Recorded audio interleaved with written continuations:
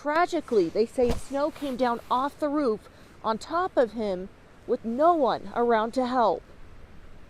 You can look down in here, and that's where it had all fallen. John Garrettson's been coming to this family cabin for more than 30 years. He doesn't know Ryan well, but showed us the area he was likely buried in snow last night.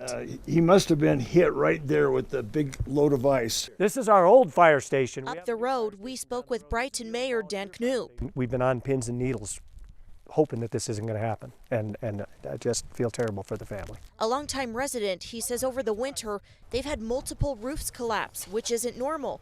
He says this is a first too. The problem is it was a warm day yesterday, it didn't freeze last night, and that's what's getting us now is when it warms up and these metal roofs are starting to go. Just last month, they had a close call in a similar situation. And one of the neighbors, they were clearing a roof, and the neighbor got buried into the house. He was on the deck and got 12 stitches in his head. Grateful to be alive. That neighbor is Kurt Slaughter. I plastered my body like this right up against the window. He told us he's relived that moment hundreds of times since. If there's any common denominator in anybody that has ever experienced something like this, is that you're buried in concrete. Both Slaughter and Mayor Knoop urge people in Brighton to be aware of the unstable snow above.